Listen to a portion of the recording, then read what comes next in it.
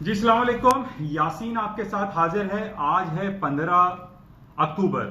और इस हफ्ते का दूसरा वर्किंग डे है। अगर हम ये कहें पहला वर्किंग डे है वो भी बेजा ना होगा क्योंकि कल अमेरिका की मार्केटें बंद थी। मार्केटें खुली हुई थी लेकिन बैंक हॉलीडे था और नॉर्मली यही होता है जब बैंक हॉलीडे होता है तो पूरी दुनिया की जो ट्रांजेक्शन्स होती हैं वो तकरीबन ना होने के बराबर होती हैं। और कल कुछ ऐसी ही सूरत हाल कल हमने देखी कि मार्केटें तो चल रही थी लेकिन बैंक हॉलीडे होने की वजह से मार्केट में वॉल्यूम खासा कम था। जो मार्केटें जो यूरोप की मार्केट ओपन हुई जिस लेवल्स पे स्टर्लिंग की या आपकी gold and silver and crude oil की मार्केटें और एसएनपी चल रही थी वो तकरीबन सारी रात तक मार्केट उधर ही चलती रही, कोई बड़ी मार्केट में मूव नहीं आई। हालांकि कल हमारे पास सबसे इंपॉर्टेंट इवेंट था क्वीन एलिजाबेथ की तकरीर, जो कि उन्होंने यूके पार्लियामेंट की सालाना उनकी एक तकरीर होती है और उसके ऊपर पूरी दुनिया की नजरें जो है वो मरकूज थी और इस हवाले से उसकी इंपॉर्टेंस बहुत ज्यादा थी कि जनाब वो ब्रेक्जिट के हवाले से उनकी तरफ से क्या बयान आता है।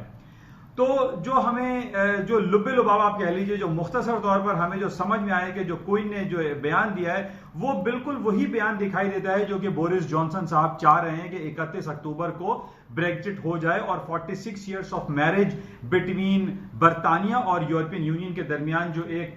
कॉमन मार्केट कॉन्सेप्ट के तहत 1970s अर्ली अवाइल में ये बनाया गया था यूरोपियन यूनियन, जिसमें शुरू में सिर्फ 6 ममालिक शामिल थे और बढ़ते बढ़ते तकरीबन 28-29 ममालिक उसके अंदर आ गए। लेकिन इस वक्त हम ये देख रहे हैं कि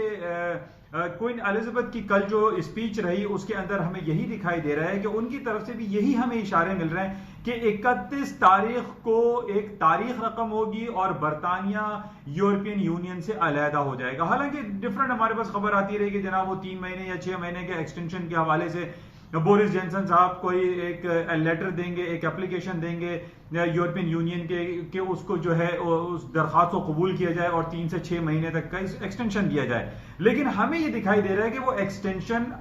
नहीं हो। लेकिन कल भी जैसे मैंने आपसे ये कहा था, यूरोपियन यूनियन के जो हेड हैं मिस्टर क्लियोर्ड जो है, उन्होंने ये कहा था ये इस वक्त दुनिया की सबसे बड़ी एक रिडल है। ब्रेक्जिट का होना, बरतानिया का यूरोपियन यूनियन से अलहदा हो जाना, ये एक मिथ है, एक रिडल है, एक पहेली है जो अभी तक समझ में नहीं आ रहा। अब ये 31 अक्टूबर को क्या वाकई में बरतानिया यूरोपियन यूनियन से अलहदा हो जाएगा या नहीं हो जाएगा, ऊंट किस करवट बैठेगा, अभी तक यानी सिर्फ 15 डेज रह गए लेकिन कोई भी शख्स, बड़े बड़े जो वहां के लीडरान हैं वो भी अभी एक बहुत बड़े क्वेश्चन मार्क के पीछे बैठे हुए हैं कि जनाब क्या होगा और क्या नहीं होगा। किसी को कुछ पता नहीं है कि क्या कोई स्नैप इलेक्शन कॉल हो सकता है या एक नया रेफरेंडम कॉल हो सकता है या एक एक्सटेंशन डेट की दरखास्त दी जा सकती है, क्योंकि जुमेरात और जुमे को दोबारा यूके पार्लियामेंट का इजलास होना है। उसमें कौन सा बिल पेश किया जाएगा, क्या होगा क्या नहीं होगा, ये कितना बड़ा सवालिया निशान लोगों के सामने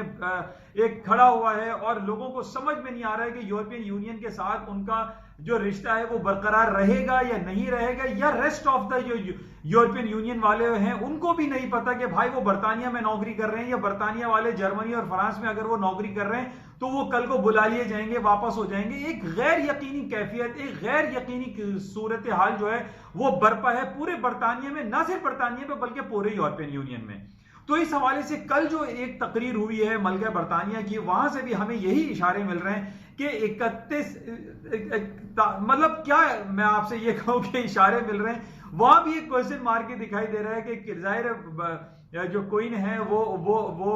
एक अपना अपना डायरेक्ट ऑर्डर तो नहीं दे सकती कि नहीं जनाब वो जनाब ये हो जाना चाहिए, बरतानिया का जो है यूरोपियन यूनियन से अलहदा होना चाहिए। हम सिर्फ उनके कमेंट्स को जो है वो एक्सट्रैक्ट कर सकते हैं, उनमें से नोट ढूंढ सकते हैं कि भाई उनकी तरफ से क्या बयान आया। तो हमें जो फिलहाल हमें जो कल समझ में आया उसमें यही नजर आ रहा है कि बरतानिया जो है वो 31 अक्टूबर को अलग होता हुआ दिखाई देता है, जिस तरीके से ब्रेक्जिट के जो बरतानिया के जो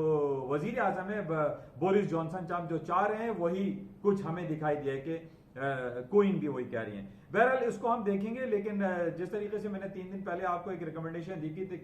थी कि स्टर्लिंग को सेल आउट करना चाहिए, तो वहां से तो तकरीबन मार्केट 150 पॉइंट नीचे आ गई थी। 1.2710 का मार्केट ने हाई किया था और वहां से मार्केट गिरते गिरते 2547 या तकरीबन 25.5 का लो किया, 150 पॉइंट मार्केट गिर गई।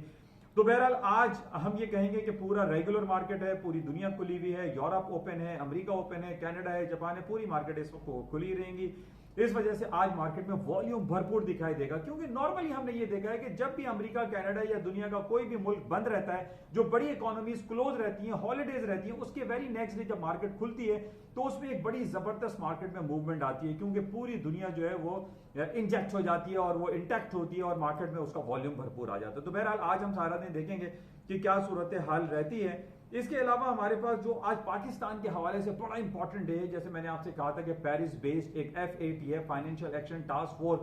पाकिस्तान को ग्रे लिस्ट से निकालने के लिए हम बहुत ज्यादा कोशिशें कर रहे हैं,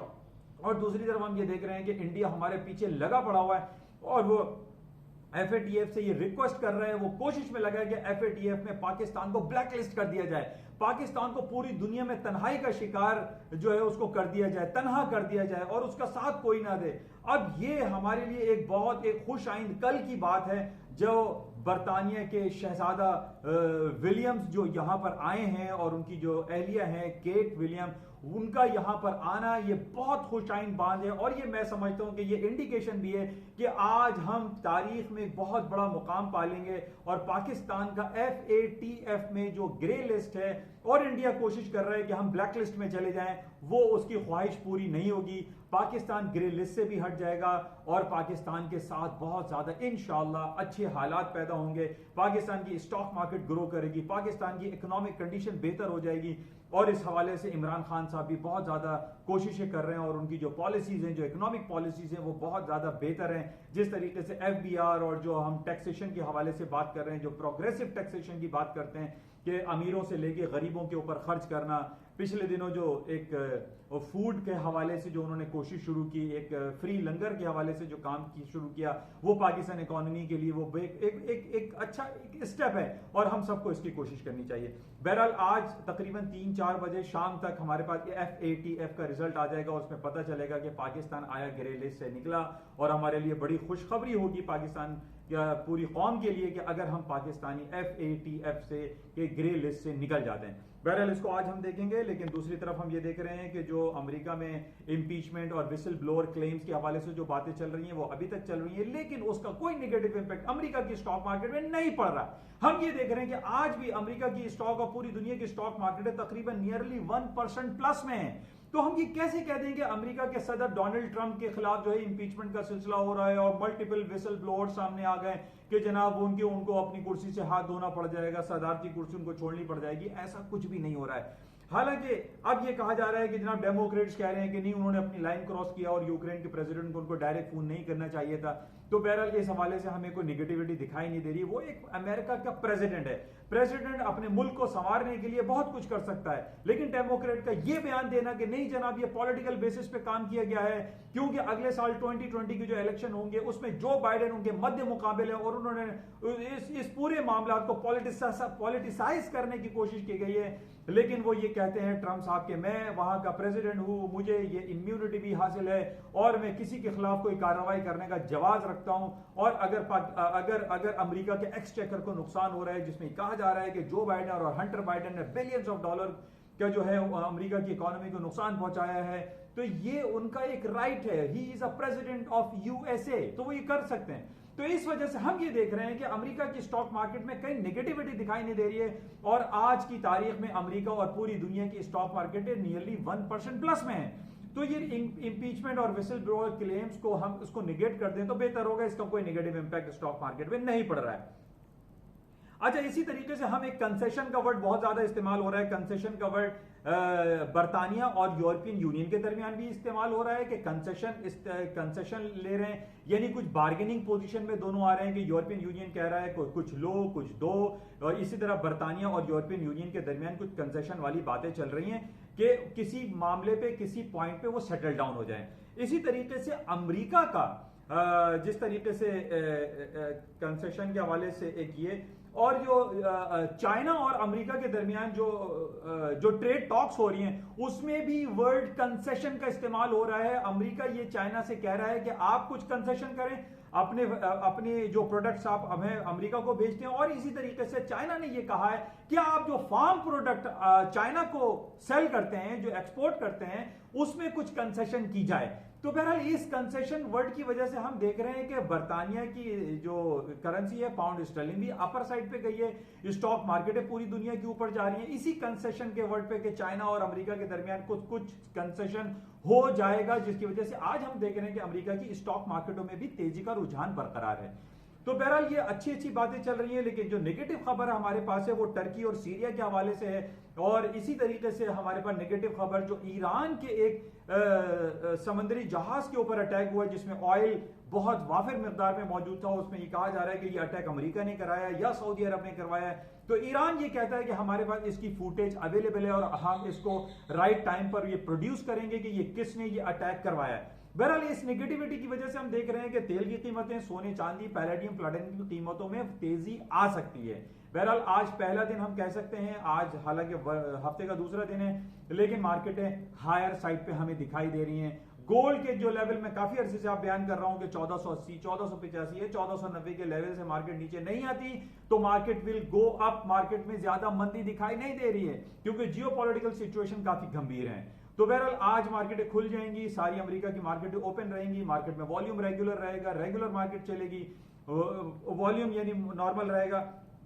तो इस हवाले से हम देखेंगे कि आज सारा दिन मार्केट में क्या खबरें रहती हैं और किन बेसिस पे मार्केट आज मूव करेगी। लेकिन सबसे इंपॉर्टेंट हमारे पास यही है कि आज मार्केट 3 दिन के बाद समझ लीजिए कि रेगुलर ओपन होगी। इंशाल्लाह आपसे राब्ते में रहेंगे। और जाते हुए मैं फिर आपसे ये कहूंगा कि इस YouTube चैनल को, जो कि बहुत आसान उर्दू सहल अंदाज में है, इसको आप सब्सक्राइब करें, शेयर करें, लाइक करें, ताकि ज्यादा से ज्यादा आसान उर्दू जबान में लोगों को आगाही फराम होती रहे। थैंक यू, शुक्रिया।